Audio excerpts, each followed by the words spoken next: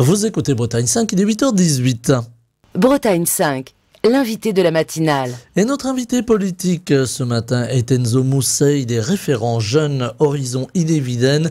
Il a fait le chemin depuis Rennes pour être avec nous ce matin. Je l'en remercie, bonjour. Bonjour Stéphane Hamon, merci pour votre invitation. Alors, malgré les embouteillages, vous êtes avec nous. On va parler de politique, c'est peut-être un peu plus apaisant, quoique.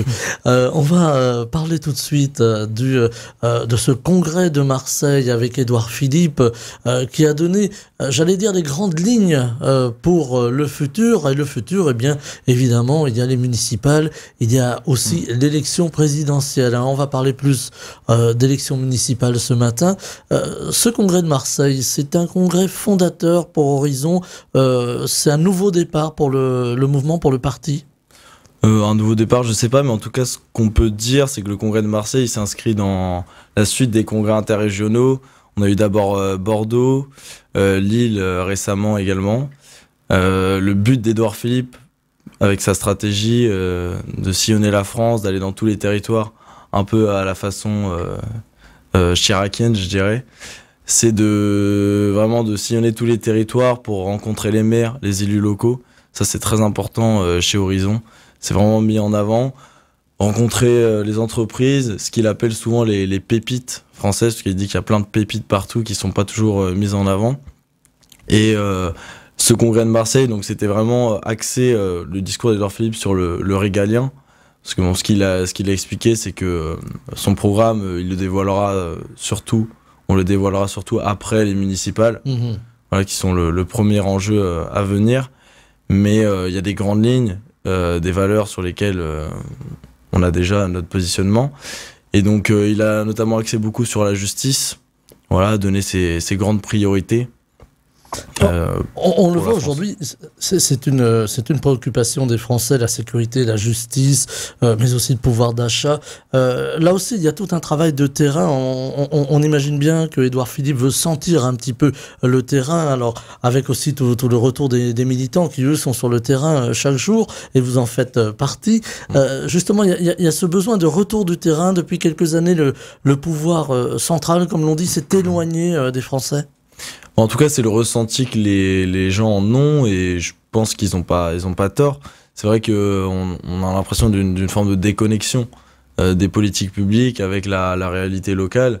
Donc cette stratégie, c'est pour ça que je pense que c'est une bonne stratégie, pas seulement parce que je suis dans son parti, mais je pense que c'est une bonne stratégie de sillonner la France, pas forcément chercher toujours le temps médiatique, le jeu politique, répondre à la moindre querelle, tweeter au moindre événement. Et plutôt une stratégie sur le long terme pour proposer un projet, comme il a dit, un projet aux Français, puis après ça sera à eux de trancher de toute façon. On a le sentiment qu'Édouard Philippe se met un petit peu à la marge, je ne vais pas dire c'est marginal, hein, je veux dire il se met à la marge de la vie politique, du tumulte politique, se place un petit peu en observateur. Est-ce que c'est intéressant de prendre un peu de recul justement pour essayer de sentir un peu la société, ses préoccupations ? Oui, en observateur, je sais pas, parce qu'il se positionne quand même sur des sujets, mais donc il est pas sur quelque chose où il se positionnerait pas. Mais c'est vrai qu'il prend plus de recul. Sa stratégie, c'est le long terme, comme je l'ai dit. C'est viser plus loin. Le slogan du parti et de son parti, c'est voir loin pour faire bien. Donc ça résume un petit peu sa stratégie. Voilà, vraiment, on cherche à faire un travail sur le fond. En ce moment, on mène aussi un travail avec le Polydé à l'intérieur du parti, où les jeunes sont pleinement intégrés. Ça, c'était une volonté d'Édouard Philippe, d'intégrer les jeunes dans le Polydé. Ça, c'est vraiment intéressant. On n'est pas seulement là pour aller tracter et faire des militants, on va dire, classiques, même si ça fait partie de ce qu'on fait. Vous on êtes travaille partie aussi prenante, voilà, exactement, sur le fond. Il n'y a pas longtemps, j'étais à Paris à la journée d'action programmatique sur la jeunesse, sur lesquelles on a travaillé sur, évidemment, la vie étudiante. Mais pas seulement, parce qu'il y a plusieurs jeunesses. Hein. Parler juste des étudiants en parlant de la jeunesse, c'est trop restrictif. Donc parler aussi de l'insertion des nouveaux actifs, etc. Mais en tout cas, on essaie vraiment de travailler sur le fond, plus que d'être dans des postures et réagir médiatiquement ou en général d'intervenir partout dans les médias. C'est vraiment un travail sur le fond qu'il essaie de mener. Alors la jeunesse, justement, on en parle beaucoup aujourd'hui dans les journaux, mais également sur les chaînes de télévision, de radio, avec une jeunesse qui a tendance à devenir de plus en plus violente aujourd'hui. Alors pas toute, hein, évidemment, je nuance, mais une jeunesse qui devient de plus en plus violente, qui se sent abandonnée, une jeunesse qui se politise aussi. Alors ça peut être très bien, mais aussi des fois ça peut déborder un petit peu du cadre. On a le sentiment aujourd'hui qu'il y a une forme d'émulation. Est-ce que là aussi c'est intéressant de voir la jeunesse qui reprend finalement les grands sujets et puis les sujets futurs à son endroit et qui a des idées sur diverses questions? Oui, alors il y a deux points. Le premier point, c'est que oui, c'est hyper important que la jeunesse prenne en main les sujets de l'avenir, puisque c'est elle qui sera aux commandes plus tard. Et sur la question de la radicalité de la jeunesse, je pense que c'est global en fait. La société, c'est vrai, se radicalise pour plusieurs raisons. Et donc évidemment, la jeunesse avec. Ce qu'il faut bien sûr du coup mettre des politiques publiques en place pour y répondre. Pour ça qu'il y a aussi une grande réflexion sur la délinquance des mineurs. En ce moment, on en entend beaucoup dans le débat politique. Ce qu'a dit Édouard Philippe dessus, c'est qu'on peut pas retirer totalement l'excuse de minorité. Un jeune de 13 ans, il n'a pas le même discernement qu'un jeune, qu'un adulte de 40 ans ou de n'importe quel âge. Mais il y a une réflexion à faire là-dessus. Je vais donner un exemple concret. À Rennes, récemment, il y a une agression, je sais plus exactement de quelle personne, mais d'un homme qui était tranquillement chez lui. Une agression devant chez lui pour lui voler un objet, il me semble. Et les jeunes sont revenus, l'homme s'est défendu, les jeunes sont revenus à plusieurs, une dizaine de jeunes, pour le passer à tabac, et en disant oui, on est mineur, on n'aura rien. Donc il y a une forme d'impunité. Voilà, mais ça ramène à la justice aussi. Là aussi, il y a il faut une réforme de la justice pour peut-être un peu plus pénaliser, je mets les guillemets qui s'imposent, les mineurs qui se sentent un petit peu intouchables. Est-ce qu'il faut aussi travailler sur le volet familial? Parce que il y a aussi l'abandon familial aujourd'hui, on le voit, des mineurs qui sont un petit peu incontrôlés, incontrôlables. Est-ce qu'il faut travailler sur ce volet-là? Oui, bien sûr, parce qu'il faut négliger aucun volet. On entend beaucoup dans les médias le volet répression, le volet sécurité, tout ça qui est très très important. Mais il y a également le volet social, l'accompagnement des familles. On n'est pas tous dans le même cadre de vie. On n'a pas tous les mêmes chances de s'en sortir directement. Et il y a, de toute façon, Édouard Philippe a ciblé trois grandes priorités. La première priorité, c'est l'éducation. Voilà, pour retrouver de la prospérité dans l'avenir, avoir une France qui retrouve sa puissance. Il a mis en avant la volonté la réforme de l'éducation. La justice qui est également une autre grande priorité, et la refondation de notre modèle social. Et concernant la justice, c'est vrai qu'on ressent, il y a une forme d'injustice qui est ressentie dans beaucoup de domaines, que ce soit dans le travail, que ce soit au niveau des générations, au niveau de la dette aussi, la dette économique. Voilà, en fait, la génération précédente va, là encore, ça axe sur la jeunesse, mais va vous laisser une dette assez abyssale. Est-ce que vous nous le pardonnerez? Ça, c'est une autre histoire. Ça, c'est un point qu'Édouard Philippe a mis en avant et que j'apprécie beaucoup. C'est vraiment de mettre en avant l'idée qu'il faut refonder notre modèle social, aussi parce que notre modèle social va devenir profondément injuste, puisque les jeunes générations vont payer les manquements des générations plus anciennes. Et donc c'est pour ça qu'il faut réfléchir sur ça. Aujourd'hui, c'est la première fois, je crois, que les actifs sont moins riches que les retraités. Donc il y a vraiment un sujet là-dessus. C'est un sujet tout simplement qui est j'allais dire mathématique, puisque c'est une question démographique aussi. Et donc il y a vraiment un enjeu de justice sur cet aspect-là, de la démographie, du rapport entre les actifs et les retraités, sur notre modèle social. Et à Marseille, Édouard Philippe a fait des propositions concrètes sur la justice, en faisant un constat simple, c'est qu'en France, on avait tendance à condamner tard et pour des peines très longues, ce qui empêchait derrière une réinsertion, et ce qui empêchait une sanction immédiate qui peut éventuellement dissuader la personne de commettre plus d'actes de délinquance. Et lui, il pense qu'il faut faire totalement l'inverse, c'est-à-dire condamner tôt, mais avec des peines courtes, pour pouvoir favoriser la réinsertion derrière, Donc c'est une proposition qu'il a faite, il y en aura évidemment plein d'autres. Casser finalement la spirale de la violence. Exactement, parce qu'on se plaint d'une justice qui est très longue, etc. Il y a également beaucoup de peines prononcées, mais peu de peines qui sont exécutées. Donc plutôt des peines courtes, avec des établissements qui seraient créés exprès, évidemment pour pas mélanger des personnes qui feraient, parce qu'ils méritent des peines beaucoup plus longues, des peines courtes, pour favoriser la réinsertion et permettre à des personnes qui ont pu, à un moment donné dans leur vie, commettre un acte de délinquance, d'éviter d'en faire 4 ou 5 et de prendre une peine beaucoup plus longue et d'avoir du mal à se réinsérer derrière dans la société. Voilà, là aussi un rééquilibre finalement. On parle beaucoup d'une société qui sent sauvage, les mots sont forts, qui est violente. Il y a un besoin d'apaisement. Est-ce que Édouard Philippe finalement pourrait incarner cet apaisement que les Français appellent de leur vœu? C'est vrai qu'il est rassembleur, il est pas là à utiliser, il a vraiment cette volonté de pas utiliser les mots clivants qu'on utilise. Je pense qu'il faut qu'on arrête de débattre sur est-ce que la société sent sauvage ou pas. Voilà, faut vraiment qu'on aille chercher du fond, qu'on soit pas sur des débats sémantiques.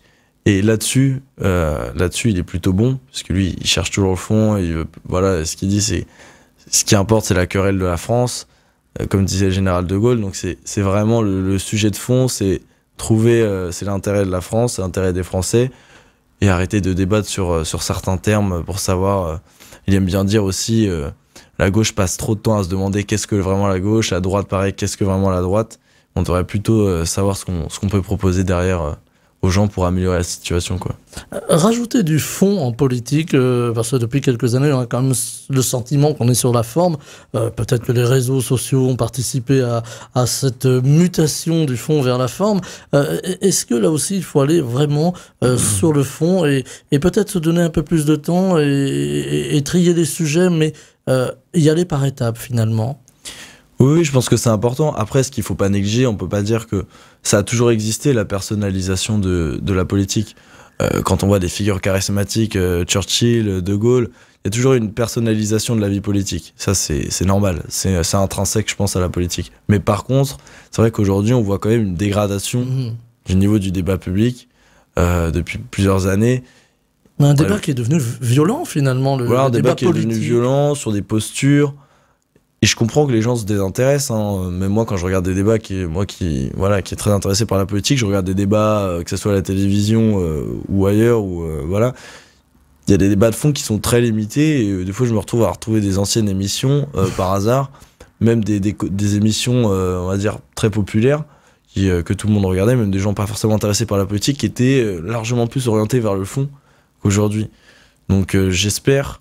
On n'est pas les seuls à travailler sur le fond, mais j'espère qu'en 2027 et en 2026 aussi, pour les municipales, on aura une vraie campagne de fond, voilà, pour trancher des projets, tout simplement.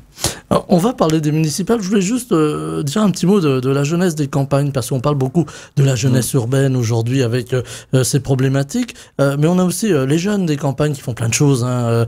On a le sentiment qu'ils sont souvent oubliés dans les campagnes électorales, et là, Édouard Philippe, lui, veut aller sur le terrain, veut aller les chercher, finalement, ces jeunes aussi. Oui, exactement, parce que cette jeunesse des campagnes, elle n'a pas du tout les mêmes problématiques que la jeunesse des centres-villes, dont on entend beaucoup plus parler. Voilà, également parce que c'est souvent celle qui se mobilise dans les universités. Et pour le coup, je suis bien placé parce que j'habite à Melès, une petite commune à côté de Rennes, 15 minutes de Rennes, donc c'est on va dire en zone périurbaine, mais c'est plutôt une zone de campagne. Donc c'est vrai qu'il y a différents enjeux à trouver. Faut pas seulement concentrer, ce que je disais tout à l'heure, la jeunesse sur l'université, parce qu'il y a plein de jeunes qui vont pas à l'université, et heureusement c'est très bien. Je pense qu'on est même trop à l'université en France, on voit le rapport entre les gens qui vont à l'université ou pas. Il y a peut-être une trop grande massification scolaire. Là aussi, il faut un équilibre. Ouais, mais il faut peut-être retrouver un équilibre pour mieux correspondre derrière aux attentes, aux besoins de la société. On a souvent dévalorisé la filière professionnelle. Je pense que ça, c'était une très mauvaise idée.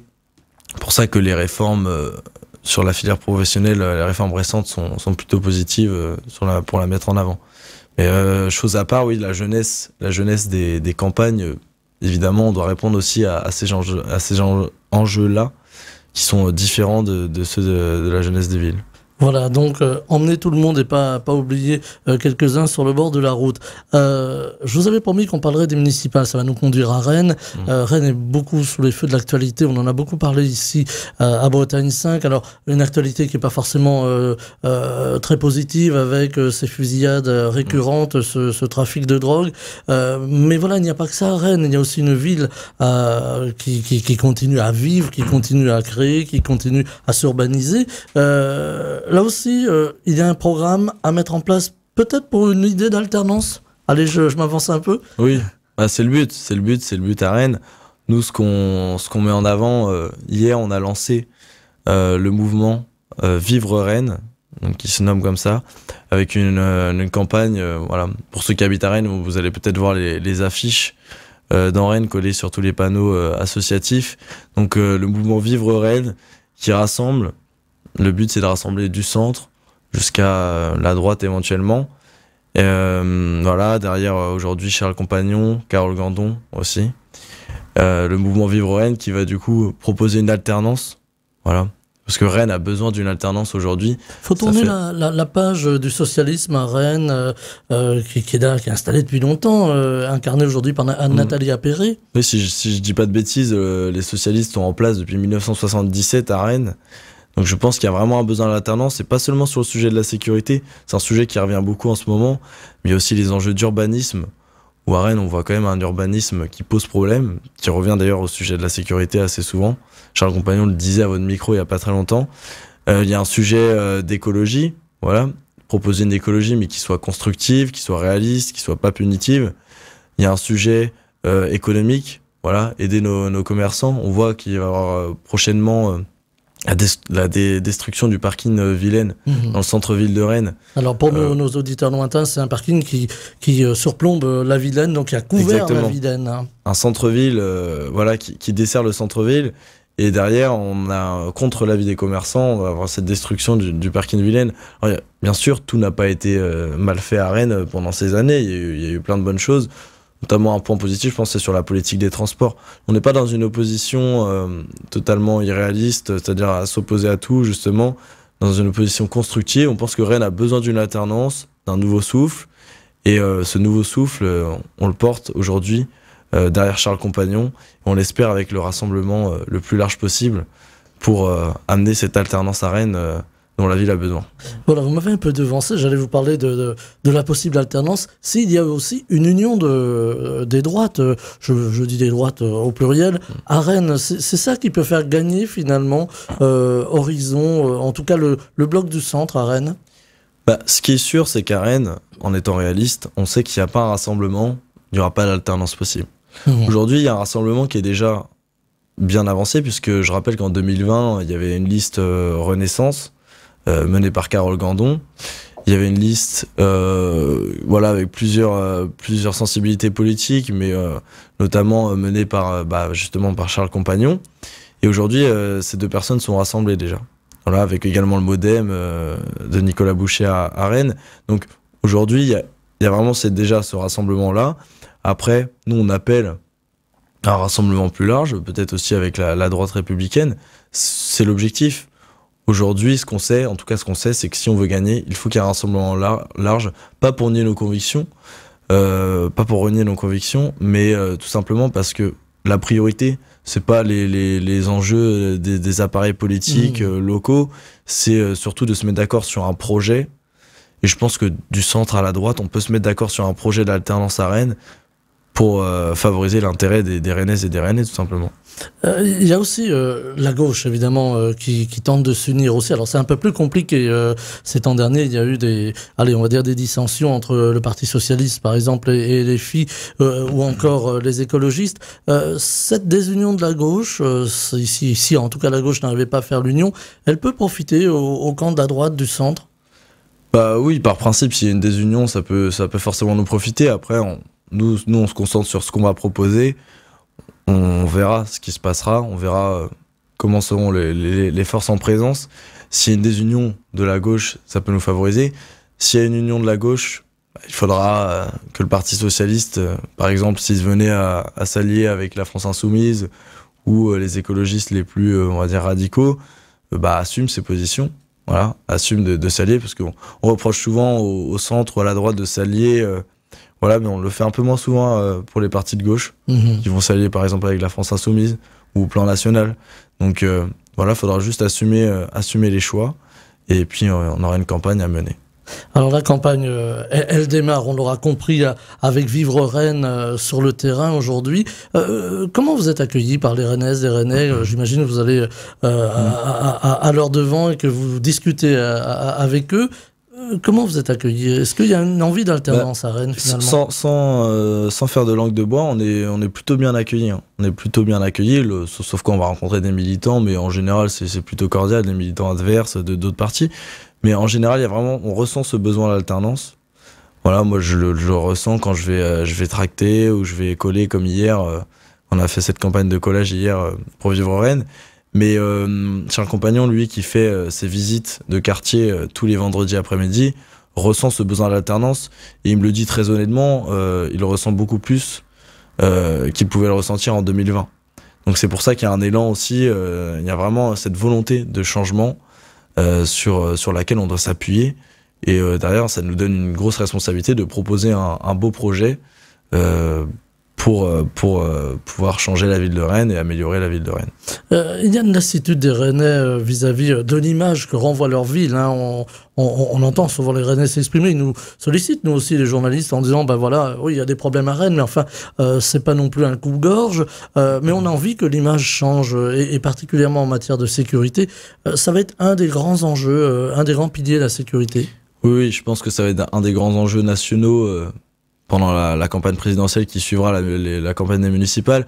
Et ça va être un des grands enjeux au niveau local, ça c'est sûr. Parce qu'on voit qu'il y a de plus en plus d'événements à Rennes, des fusillades, voilà, c'est de plus en plus décomplexé. Ça sera pas le seul enjeu. Il faudra pas se concentrer seulement sur ça. C'est pour ça que j'insiste bien sur le fait que c'est un des enjeux. Exactement. Voilà. Parce que ça serait une erreur d'insister seulement sur ça. Et puis souvent, la majorité municipale a tendance des fois à nous caricaturer en disant qu'on parle beaucoup de sécurité, mais aussi parce qu'il y a une forme de dogmatisme dans cette majorité municipale qui n'a toujours pas accepté, par exemple, d'armer sa police municipale. La grande majorité des polices municipales en France, surtout dans les grandes villes comme Rennes, sont armées. Voilà, pas parce que la police municipale doit faire le même travail que la police nationale, mais parce que la police municipale doit avoir les moyens d'être en soutien de cette police nationale. Donc, voilà, c'est par dogmatisme, je pense, par idéologie qu'on va refuser d'armer cette police municipale, alors qu'eux-mêmes, par l'intermédiaire de leur syndicat récemment, en plus, réclament voilà, cet armement. Et évidemment, cet armement, s'il était mis en place, il serait encadré avec une formation poussée. Et voilà, c'est vraiment c'est une des mesures sur lesquelles on pousse depuis 2019-2020. Vous parliez d'éducation tout à l'heure en commençant. Là aussi, la prévention, l'éducation, le suivi des mineurs, c'est quelque chose qui peut faire changer voilà ce qui se passe dans une ville quand il n'y a pas de mineurs, par exemple, dans la rue le soir, qui peuvent être en proie à être récupérés par des gangs ou autres. Ça peut changer les choses. L'éducation, c'est important. Oui, l'éducation, c'est la première priorité de Édouard Philippe. Et il a dit récemment, c'est la priorité numéro 1. Son objectif, c'est vraiment de retrouver, de réformer l'éducation nationale. Voilà, il y aura plusieurs façons de le faire, mais le constat qu'il fait, c'est qu'aujourd'hui, on est un des pays de l'OCDE, voire le pays de l'OCDE, en tout cas un des pays de l'OCDE, qui reproduit le plus les inégalités sociales. Donc l'école de la République, comme on dit, elle ne fonctionne pas bien. Donc aussi, il faut faire tomber des barrières. Exactement, une école qui reproduit toutes les inégalités sociales, c'est pas une école démocratique qui fonctionne bien. Donc si on veut retrouver de la prospérité, de la puissance, qui est la volonté politique à terme d'Édouard Philippe, on a besoin de refonder cette école, de redonner de la légitimité à l'école. Et ça passera par plusieurs mesures. Mais c'est vraiment la priorité numéro 1 de la réforme de l'éducation nationale, pour pouvoir remettre en avant aussi le statut des professeurs, réfléchir également à la répartition du temps scolaire. Voilà, on l'a dit récemment, Édouard Philippe l'a dit récemment. C'est vrai qu'en France, on a des très très longues vacances d'été, par exemple. Est-ce que c'est trop long finalement ? Est-ce que ça correspond à l'intérêt de l'élève ? Ça, mettre en avant l'intérêt de l'élève. Est-ce que ces vacances d'été, ces très longues vacances d'été, elles répondent pas plutôt à d'autres intérêts économiques, par exemple ? En tout cas, si c'est le cas, va falloir vraiment réfléchir là-dessus pour éviter. On sait par exemple que la durée des vacances d'été, c'est un des facteurs d'inégalité sociale, puisque pendant que certains peuvent partir en vacances avec leurs parents, les plus chanceux, il y en a d'autres qui vont rester dans leur quartier pendant 2 mois et demi, et c'est là où on peut avoir une déconnexion. Voilà, avec l'éducation tout simplement. Est-ce qu'il faut aussi soutenir les associations qui font un travail important? On le sait, à Rennes, il y a beaucoup d'associations sur le terrain, associations sportives, culturelles, d'aide aux jeunes, d'éducation populaire aussi. Il faut renforcer ces réseaux-là. Oui, bien sûr, ça c'est un des piliers, j'allais dire, de la cohésion sociale. En général, dans notre pays, les associations sont hyper importantes. Moi, je suis engagé bénévolement dans plein d'associations aussi. Voilà, c'est ce qui fait, pour dire, la cohésion sociale, c'est ce qui fait le ciment de notre nation. Et évidemment, il faut les aider, les associations. On sait qu'en plus, aujourd'hui, avec les restrictions budgétaires, c'est souvent des fois elles qui en pâtissent, mais les moyens suivent pas toujours finalement. Voilà, les moyens suivent pas toujours. Après, il y a des choix politiques à faire. C'est difficile, mais il faut trancher et réussir à fixer des priorités. Et voilà, fixer des priorités, aider par exemple davantage les associations qui correspondent à nos priorités, donc c'est-à-dire par exemple d'éducation, justice. Voilà, et puis on n'a pas parlé de la refonte du modèle social. Mais alors voilà, mais vous allez revenir, parce que là on n'aura pas forcément le temps de tout développer. Il y a les anciens aussi, on a beaucoup parlé de la jeunesse, je voulais terminer là-dessus. Oui. Les anciens qui vivent en ville, qui vivent à Rennes aussi. Là aussi il ne faut pas les oublier dans le programme politique. Ah oui, évidemment, les anciens, c'est... de toute façon, quand on fait un programme politique, on le fait pas pour une jeunesse, on le fait pas pour ça. Et je pense que tout est lié. Ce qu'on disait récemment, la journée d'action programmatique pour la jeunesse qui a été menée par Horizon, on évoquait cette idée qu'on peut pas séparer la jeunesse du reste des classes d'âge. Donc vraiment, il faut avoir un projet global qui peut permettre de répondre à toutes les injustices.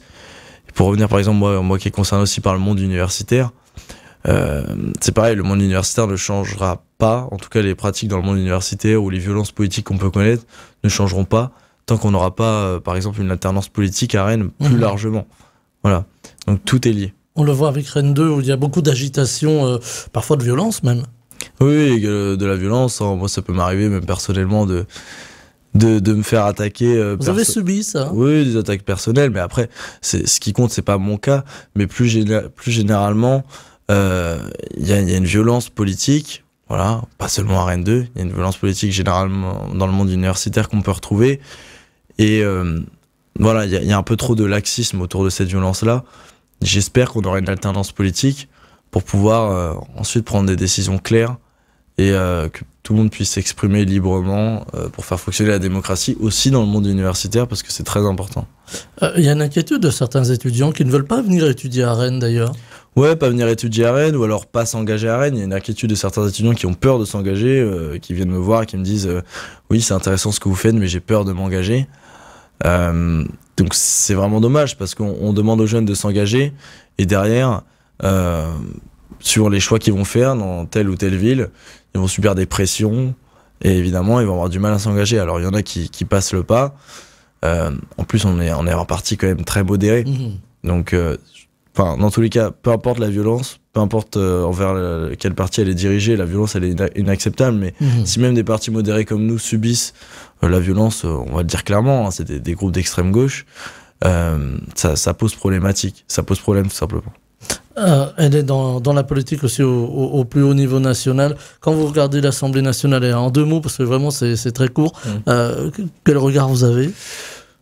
Je suis déçu tout simplement. Je suis déçu de la qualité des débats sur la fin de vie qui va être le texte sur la fin de vie qui va être voté normalement aujourd'hui. Voilà, il y a des débats très intéressants, donc faut pas en commission paritaire. Là, exactement, voilà. Mais il faut pas mettre tous les députés et tous les débats dans le même panier. Mais globalement, les débats sont clivés. Les débats, ça c'est normal, mais les débats sont souvent violents. Et si la violence s'exprime à l'Assemblée, qui sont les représentants du peuple, la violence va s'exprimer ailleurs également.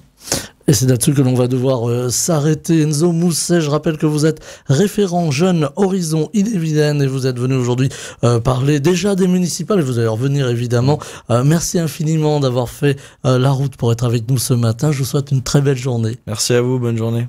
Bretagne 5, Stéphane Hamon, le 7-9.